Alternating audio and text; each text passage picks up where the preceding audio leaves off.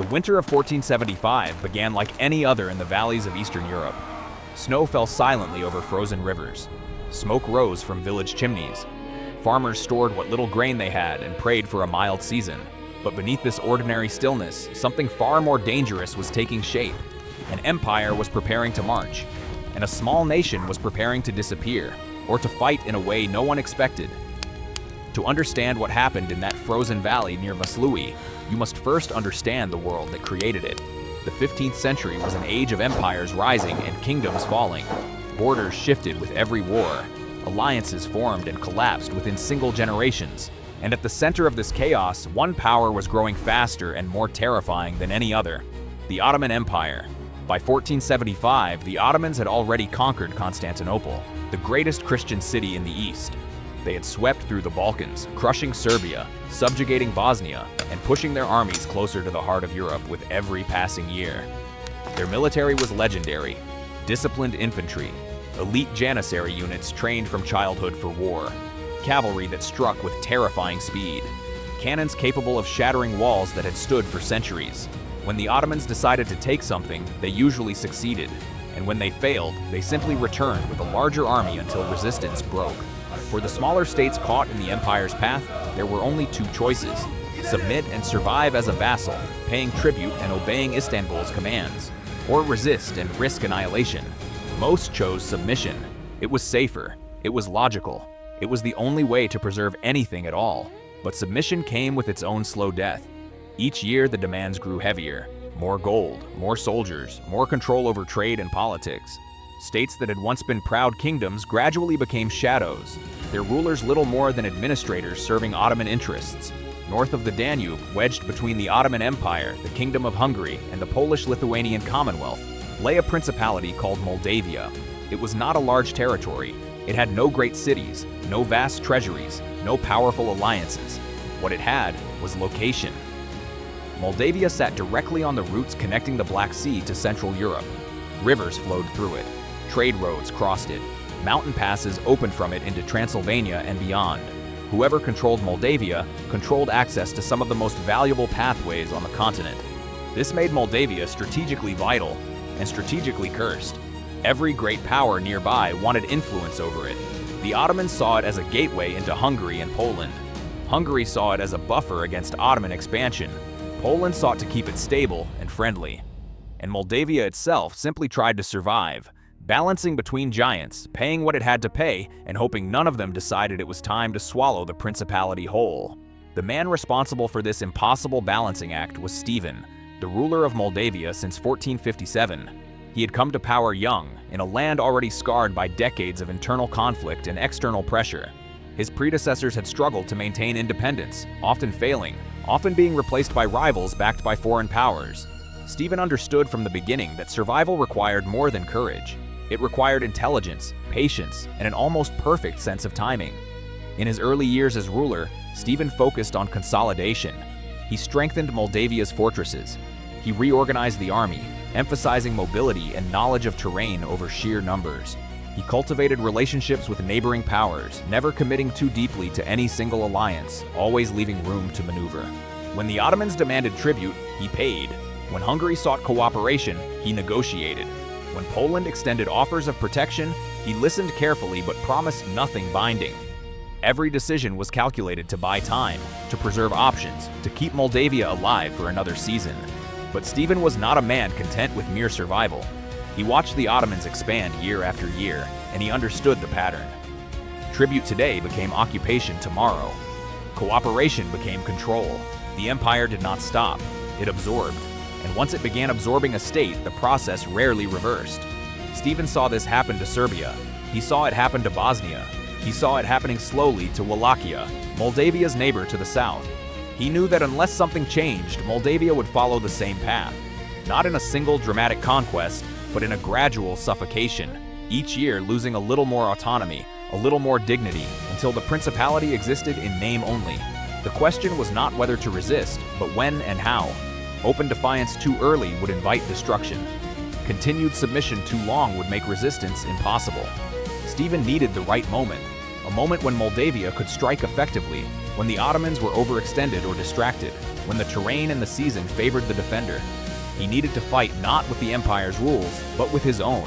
Through the late 1460s and into the 1470s, tensions between Moldavia and the Ottoman Empire increased steadily. The Ottomans demanded more tribute. They pressured Stephen to support their campaigns in other regions.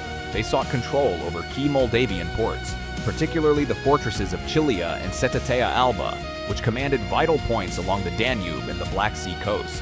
Stephen resisted these demands, sometimes diplomatically, sometimes through calculated delays, sometimes through outright refusal. Each act of resistance was small enough to avoid immediate war, but large enough to signal that Moldavia was not simply another obedient vassal waiting to be absorbed. The Ottomans noticed. Istanbul's patience with the Moldavian prince began to wear thin.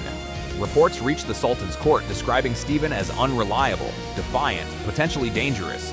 Some advisors argued for a decisive campaign to replace him with a more cooperative ruler. Others suggested that Moldavia's resistance might encourage other vassal states to question Ottoman authority. The empire could not afford to let a small principality set an example of successful defiance. By late 1474, the decision was made.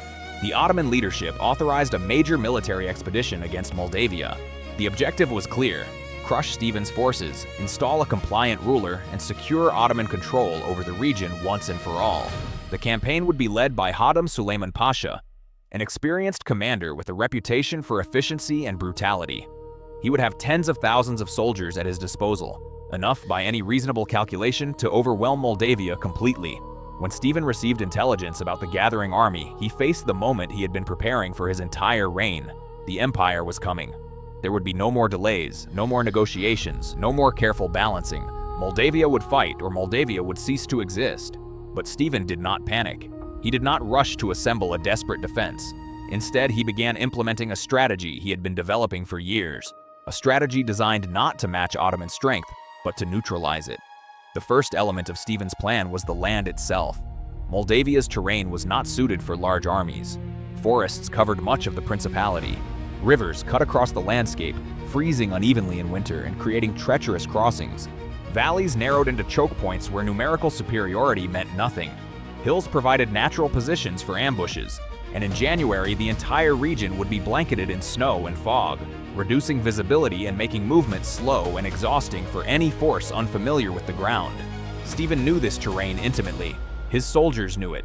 His scouts knew every trail, every frozen stream, every ridge where archers could hide and strike without being seen. The Ottomans, marching from the south, would know none of it. They would be advancing blind into a landscape shaped by their enemy. The second element was denial. Stephen ordered villages near the expected Ottoman route to be evacuated. Food stores were hidden or destroyed. Wells were poisoned or filled with debris. Livestock was driven north, away from the advancing army. Roads were blocked or altered to confuse scouts. The Ottomans would find nothing to sustain them as they marched. No grain, no fodder, no shelter. Every mile into Moldavia would weaken them further. The third element was deception. Stephen deliberately avoided major engagements in the weeks before the invasion. His forces conducted only small raids, quick strikes against supply wagons or scouting parties, then immediate withdrawal into the forests. To Ottoman observers, this looked like desperation. It looked like an army too weak and too frightened to stand and fight. The Ottomans grew confident. They believed Stephen was already broken, that the campaign would be a simple march to victory. They did not realize that every retreat, every avoided battle, was drawing them deeper into a trap. While the Ottomans prepared their massive force, Stephen worked tirelessly to assemble his own army. He called up the boyars, the Moldavian nobility, each bringing their own armed retinues. He summoned the vitaji, professional soldiers who formed the core of Moldavia's military strength. He mobilized the peasant levies, farmers and villagers who had little armor but fierce loyalty and intimate knowledge of the land. He reached out to Sakli warriors from Transylvania, experienced fighters who shared Moldavia's interest in stopping Ottoman expansion. By the time preparations were complete, Stephen had gathered approximately 20,000 men. It was a fraction of the Ottoman force, which numbered perhaps 40,000 or more. But Stephen's army was unified, motivated, and perfectly adapted to the coming battle. Every soldier understood what was at stake. Every unit had been assigned a specific role in the strategy Stephen had designed. They were not a collection of conscripts marching to uncertain war. They were a weapon, carefully forged for a single purpose. Stephen also sought help from abroad. He sent messengers to Hungary, to Poland, to anyone who might send reinforcements. His letters emphasized that Moldavia was fighting not just for itself, but for all of Christian Europe. If the Ottomans broke through, they would have a clear path toward Budapest, toward Krakow, toward Vienna itself. Moldavia was the shield. If the shield fell, everything behind it would be exposed. The responses were disappointing but not surprising. Hungary offered sympathy. Poland offered prayers. Neither sent troops. The great powers of Europe were absorbed in their own conflicts, their own intrigues, their own short-term calculations. They acknowledged the danger, but they were not willing to commit soldiers to a distant principality's defense. Stephen would have to fight alone. He accepted this without bitterness. He had never truly expected foreign armies to arrive in time. The messengers had served another purpose. They ensured that if Moldavia fell, Europe would know it had been warned. And if Moldavia won, Europe would know exactly what had been achieved. As December 1474 turned to January 1475, the Ottoman army began its march. Tens of thousands of soldiers crossed the Danube and entered Moldavian territory, moving north through frozen valleys and snow-covered forests. They advanced in long columns, confident in their numbers, confident in their commander, confident that the campaign would end quickly with Stephen's surrender or death. They found emptiness. Villages stood abandoned. Storehouses were bare. Roads led nowhere or twisted into impassable terrain. The cold bit into soldiers who had expected to find shelter and supplies. Horses weakened without adequate fodder. Progress slowed, but still the army pushed forward. The scouts reported that Moldavian forces were falling back, avoiding contact, offering no real resistance. To Suleiman Pasha, this confirmed what he already believed. Stephen was beaten. All that remained was to finish him. What the Ottomans did not see were the thousands of Moldavian soldiers waiting in the forests and on the ridges. They did not see the archers positioned behind snowdrifts. They did not see the cavalry units hidden in tree lines, ready to strike and vanish. They did not see the cannons, small but deadly, concealed on slopes overlooking the valley floors. And they did not see Stephen himself, watching from a distance, tracking their every movement, waiting for them to reach the place he had chosen. That place was a narrow valley near the town of Vaslui. It was bordered by frozen marshes, dense forests, and the Barlad River, whose ice had been carefully studied and found to be dangerously thin in several key locations. The valley floor was flat enough for an army to march through, but narrow enough to prevent that army from deploying properly if attacked from the sides. And in January, the valley filled with thick fog at dawn, fog that could blind an advancing force and make coordinated defense nearly impossible. Stephen had selected this ground months in advance. His engineers had prepared hidden positions. His officers had rehearsed their movements. Every element of the terrain had been incorporated into the battle plan. The Ottomans would enter the valley believing they were pursuing a retreating enemy. They would discover, too late, that they had marched into a killing ground. By January 9th, the Ottoman army was deep inside Moldavia. Exhausted from the march, weakened by the cold, still confident in their ultimate victory, they made camp and prepared for what they expected to be the final push. Ahead lay the valley near Vaslui. Ahead lay Stephen's forces, apparently cornered and desperate. That night, Stephen gathered his commanders. He spoke quietly, without dramatic speeches or grand promises. He told them what they already knew. Tomorrow, they would face an army twice their size. Tomorrow, they would fight for their families, their land, their survival as a people. Tomorrow, the fog would rise, and they would show the empire what Moldavians could do. The men listened. They checked their weapons. They prayed. And as the first hints of gray appeared on the eastern horizon, they moved into position along the frozen ridges, invisible in the pre-dawn darkness. The trap was set. The empire was walking into it, and history was about to remember a morning when a small nation refused to kneel. The Ottoman army woke before dawn on January 10th. Campfires still smoldered in the frozen darkness as soldiers prepared for what they believed would be the final stage of a simple campaign. Officers shouted orders, horses were saddled, weapons were checked. The massive column began to form, stretching back through the snowy forest like a great serpent preparing to strike. Hatem Suleiman Pasha rode near the front, surrounded by his personal guard. He was a commander of considerable experience, a man who had served the empire faithfully and won victories across multiple campaigns. He understood war. He understood logistics. He understood how to crush resistance efficiently and move on to the next objective. What he did not understand, what he could not have understood, was that he was no longer fighting a conventional enemy. The reports from his scouts had been consistent for days. Moldavian forces were retreating. Villages were abandoned. No significant resistance had materialized. The logical conclusion was obvious. Stephen's army was broken, demoralized, incapable of mounting a serious defense. All that remained was to corner whatever forces Stephen had left and finish the campaign before the worst of winter made movement impossible. This confidence was the first gift Stephen had given the Ottomans. Every retreating patrol, every abandoned village, every unanswered provocation had been designed to create exactly this impression. The Empire's commanders saw weakness because Stephen wanted them to see weakness. They saw a fleeing enemy because Stephen wanted them to pursue. They marched deeper into Moldavia with growing certainty because Stephen needed them deep inside his territory, far from their supply lines, exhausted from the cold, and utterly unprepared for what waited ahead. As the Ottoman column advanced through the early morning darkness, the landscape began to change. The forests grew denser. The road narrowed. Hills rose on either side, their slopes hidden beneath snow and shadow. The soldiers marched in long files, unable to spread out, unable to see more than a few dozen yards in any direction. Officers kept order through shouted commands that echoed strangely off the frozen trees. Then the fog began to rise. It came slowly at first, thin wisps curling up from the ground, drifting between the trees like smoke from invisible fires. Within an hour, it had thickened into a pale wall that swallowed everything. Soldiers could see the men directly in front of them and nothing else. The column became a chain of isolated groups, each moving forward based on the sounds of footsteps ahead, each trusting that the road still led where it was supposed to lead. The fog was not unusual for this region in January. The Ottomans had encountered it before during the march. But this morning, in this particular valley, the fog was denser than anything they had experienced. It pressed against them like something physical, cold and wet and absolute. Sound traveled strangely through it. Distant noises seemed close. Close noises seemed to come from the wrong direction. The landscape itself became unreliable. What the Ottomans did not know was that Stephen had been studying this valley's fog patterns for months. He knew exactly when the fog would rise, how thick it would become, and how long it would last before the morning sun burned it away. He had timed the battle for this precise moment. The fog was not an obstacle to his plan. It was the centerpiece. High on the ridges overlooking the valley, Moldavian soldiers waited in perfect silence. They had been in position since before midnight, moving through terrain they knew by heart, settling into prepared positions that were invisible from below even in clear weather. Archers crouched behind snow-covered earthworks, their bows strung and ready. Cavalry units stood motionless beside their horses, the animals trained to remain quiet.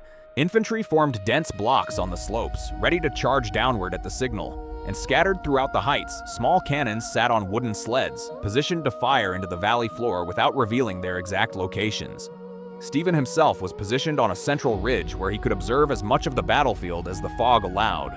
Around him stood his most trusted commanders and a small guard of elite soldiers. Messengers waited nearby, ready to carry orders to different sections of the army.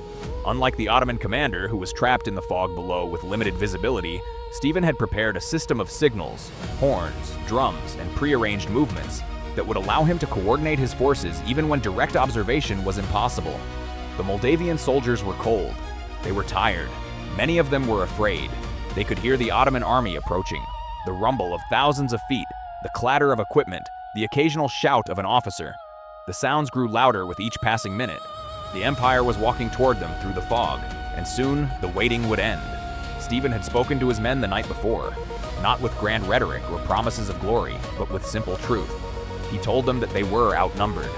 He told them that the Empire had destroyed larger armies than theirs.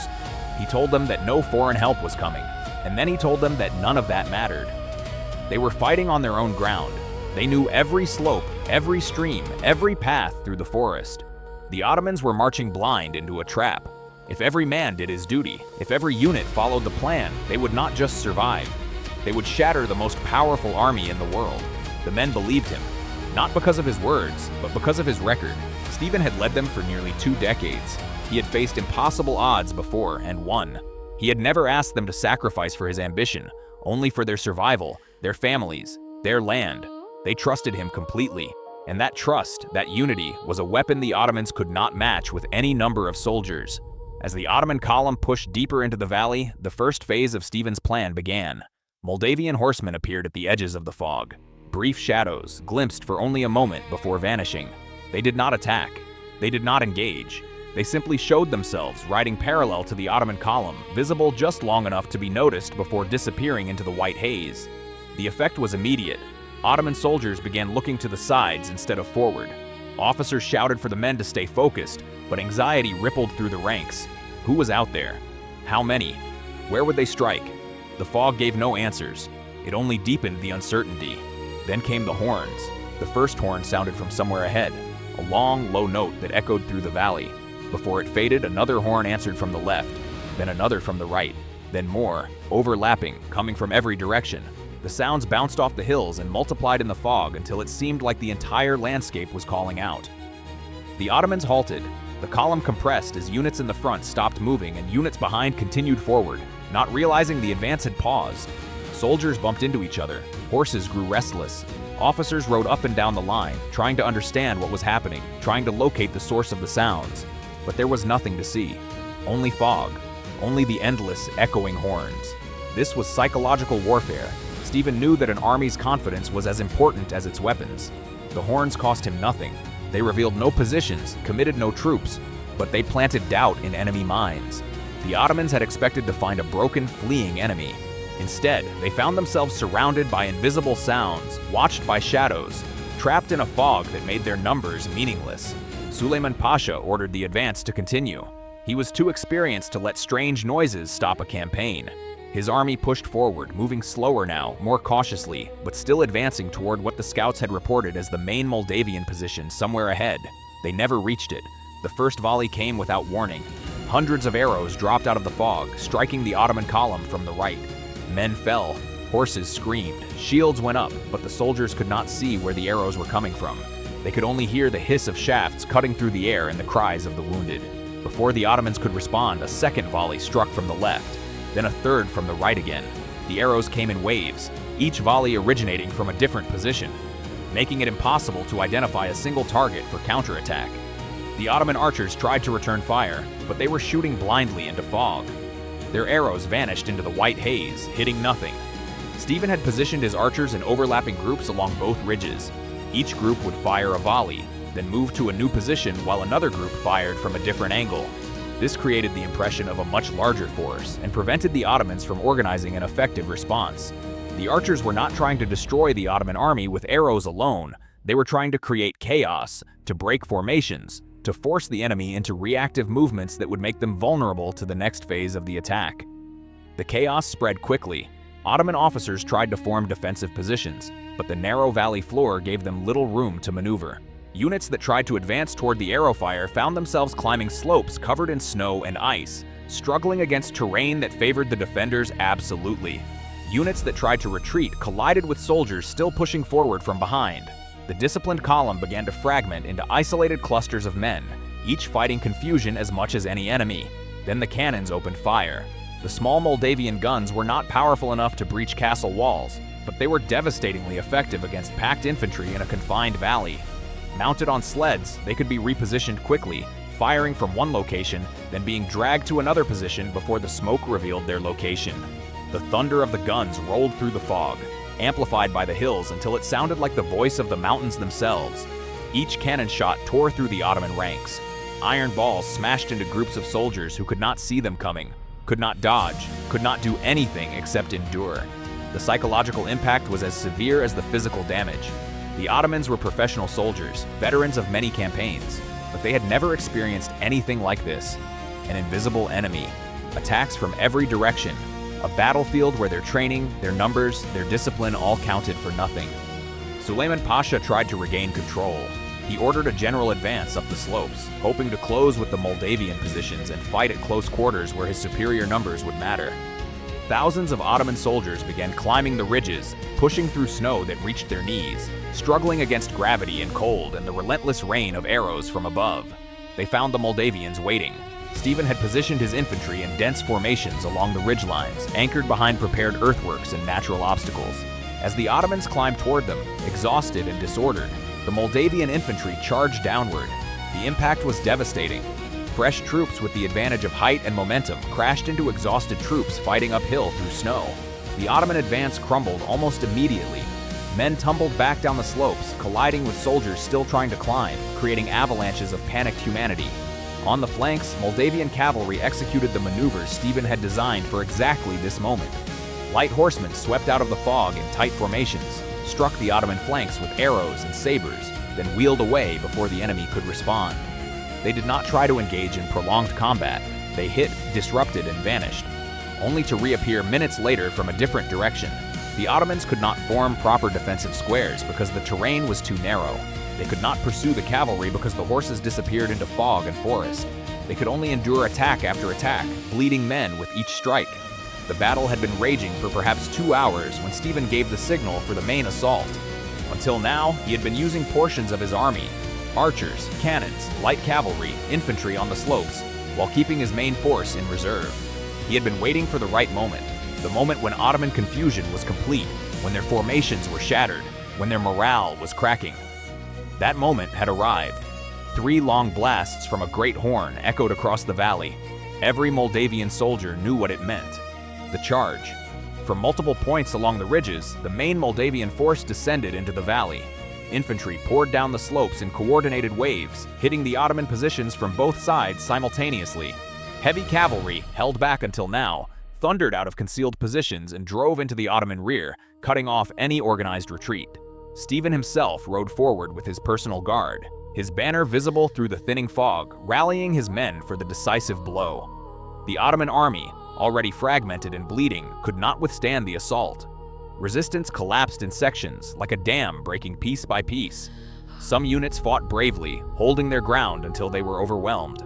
Others broke and ran, throwing down weapons, desperate to escape the valley that had become a slaughter. But there was nowhere to run.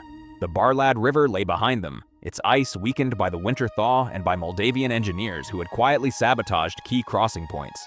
Soldiers who fled toward the river found the ice cracking beneath their weight. Men plunged into freezing water, dragged down by armor and equipment. Others hesitated at the bank, only to be cut down by pursuing Moldavian cavalry. The river became a barrier, trapping the Ottoman army between the water and the advancing enemy. By midday, the fog began to lift. What it revealed was not a battlefield. It was a graveyard. When the fog lifted, the valley revealed its secrets. Thousands of Ottoman soldiers lay scattered across the frozen ground. Some had fallen where the first arrows struck. Others had collapsed on the slopes, cut down while trying to climb toward enemies they could never see. Still others floated in the dark water of the Barlad River, dragged beneath the broken ice by the weight of their armor. The snow, which had been white at dawn, was now stained red across vast stretches of the valley floor. The survivors moved like ghosts. Ottoman soldiers who had somehow escaped the slaughter stumbled through the forests, many without weapons, some without boots, all without hope. They fled south in scattered groups, no longer an army but a collection of broken men desperate to reach safety. Behind them, the banners of the empire lay trampled in the mud and snow, symbols of power reduced to torn cloth soaking in frozen blood. Stephen rode slowly through the battlefield. His horse picked its way carefully between the bodies, and the prince said nothing as he surveyed what his strategy had achieved. There was no triumph in his expression, no celebration. He had seen too many wars to take pleasure in carnage, even when that carnage meant survival. Around him, Moldavian soldiers began the grim work of counting the dead, collecting weapons, and identifying prisoners worth ransoming. The scale of the victory became clear only as the reports came in. Ottoman casualties numbered in the tens of thousands. Some estimates suggested that more than half the invasion force had been killed, captured, or scattered beyond recovery. 4 Ottoman commanders of significant rank had been taken prisoner. Countless banners, weapons, and supplies had been captured. The army that had marched into Moldavia expecting easy conquest had effectively ceased to exist as a fighting force. Hatem Suleiman Pasha himself had survived, escaping the valley with a small group of guards during the chaos of the final assault. He would eventually reach Ottoman territory and report the disaster to Istanbul. But his escape changed nothing about the battle's outcome. The invasion had failed completely. Moldavia remained free. Stephen gathered his commanders that afternoon. They met in a small camp established on one of the ridges overlooking the valley. The men were exhausted, many wounded, all still processing what they had accomplished. Stephen thanked them briefly without elaborate praise. Then he turned immediately to the next concern. What came after? He understood, perhaps better than anyone, that this victory was not an ending. The Ottoman Empire was vast, wealthy, and patient. A single defeat, no matter how devastating, would not make the empire abandon its ambitions in the region. The Ottomans would recover. They would rebuild their forces. They would return. Perhaps in a year, perhaps in 5 years, but certainly they would return. Vaslui had bought Moldavia time. It had not bought permanent safety. This clear-eyed assessment shaped every decision Stephen made in the days following the battle. He did not allow his army to rest for long. He did not stage elaborate celebrations. Instead, he he immediately began strengthening Moldavia's defenses. Fortresses along the southern border were reinforced. Garrisons were resupplied. Scouts were dispatched to monitor Ottoman movements. The defensive preparations that had made Vaslui possible were renewed and expanded. Stephen also moved quickly to exploit the political impact of the victory. Within days of the battle, messengers were riding toward every major court in Europe. They carried letters describing what had happened. Not boastful accounts of glory, but precise descriptions of the battle, the enemy forces involved, and the implications for European security. Stephen wanted the Christian powers to understand exactly what Moldavia had achieved and exactly what it meant. The message was simple. Moldavia had stopped an Ottoman army that could have marched into Hungary, Poland, and beyond. The principality had fought alone, without reinforcements from any foreign power. It had won against overwhelming odds, but the threat remained. The Ottomans would try again, and when they did, Moldavia would need allies willing to provide more than prayers and good wishes. The response from Europe exceeded anything Stephen had experienced before. For years, he had been a minor prince of a small principality, respected perhaps, but largely ignored by the great powers. After Vaslui, he became a symbol. Pope Sixtus IV praised him publicly, calling him an athlete of Christ and a defender of Christendom. The bells of churches across Europe rang in celebration of the victory. In Krakow, in Venice, in Rome itself, people spoke of the Moldavian prince who had humiliated the seemingly invincible Ottoman war machine. This fame had practical value. It made it harder for other Christian rulers to ignore Moldavia's requests for assistance. It created pressure on Hungary and Poland to support their eastern neighbor more actively. It raised Moldavia's profile in diplomatic negotiations. Stephen leveraged this new status carefully, never demanding more than he could realistically expect, always framing his requests in terms of shared Christian defense rather than Moldavian self-interest. But beneath the diplomatic maneuvering, Stephen remained focused on military reality. He knew that fame would not stop Ottoman cannons. Papal praise would not rebuild his casualties. The only thing that would keep Moldavia safe was continued vigilance and continued strength. In the weeks after Vaslui, Stephen ordered a thorough analysis of the battle. He wanted to understand what had worked, what had been lucky, and what could be improved. His commanders reviewed every phase of the engagement: the preliminary deception, the fog, the archery volleys, the cavalry strikes, the infantry assault, the pursuit. They identified moments where the plan had succeeded perfectly and moments where only fortune had prevented disaster. This analysis was not academic. Stephen intended to fight the Ottomans again, and he intended to win again. Every lesson from Vaslui would be incorporated into future preparations. The valley had taught him that his fundamental strategy was sound. Use terrain, use weather, use mobility, use knowledge of the land to neutralize Ottoman numerical superiority. But it had also shown him vulnerabilities. His army had taken casualties it could not easily replace. Some units had performed better than others. Certain equipment had failed in the cold. All of this information was cataloged and addressed. Meanwhile, news of the battle spread through the Ottoman Empire itself. The disaster at Vaslui was impossible to hide. Too many soldiers had died, too many families had lost sons and fathers, too many witnesses had survived to tell what had happened. The defeat shocked Istanbul. The empire had grown accustomed to victory, especially against small Christian states. The idea that a principality like Moldavia could inflict such losses was almost incomprehensible. The political consequences within the empire were significant. Blame was assigned. Commanders were criticized. Questions were raised about the planning and execution of the campaign. But the fundamental Ottoman response was predictable. The defeat must be avenged. Moldavia must be punished. Stephen must be destroyed. Plans for a new invasion began almost immediately. The Ottomans would not repeat the mistakes of Vaslui. They would send a larger army. They would choose a different season. They would be prepared for the tactics Stephen had used. The empire had suffered a humiliation, and empires do not forget humiliations. Stephen knew this was coming. His intelligence network, carefully cultivated over years, provided regular reports on Ottoman movements and intentions. He watched the empire prepare for revenge and prepared his own response. The dance that had led to Vaslui would continue. Feint and counterfeint, preparation and counter-preparation, each side learning from the other, each side adapting. What made Stephen different from many rulers in his position was his refusal to believe that any single victory solved anything permanently. He had won an extraordinary battle, perhaps the greatest defensive victory of his era, but he understood that Moldavia's survival depended not on past glories but on present strength. Every day was a new challenge. Every year brought new dangers. The moment he allowed complacency to replace vigilance would be the moment Moldavia began to die. This philosophy shaped his rule for the remaining decades of his reign. Stephen would fight the Ottomans many more times. He would win most of those battles, though not all. He would also face threats from Hungary, from Poland, from internal rivals backed by foreign powers. Each challenge received the same treatment: careful preparation, strategic patience, and absolute commitment to Moldavian independence. The Battle of Vaslui became legendary even while Stephen still lived. Stories spread across Europe, some accurate, some embellished, about the fog, the ambush, the river of blood. Chroniclers recorded the battle in multiple languages. It became a symbol of hope for those who believed the Ottoman advance could be stopped.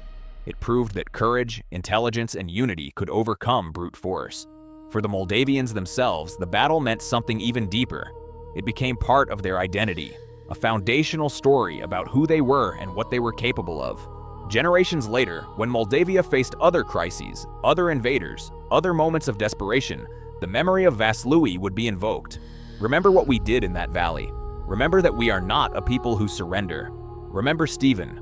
On the night after the battle, when the wounded had been tended and the dead had been counted, Stephen walked alone to the edge of the ridge overlooking the valley. The fires of his army flickered behind him. Below, the valley lay dark and silent, the fog long since vanished, the snow now still beneath a clear winter sky.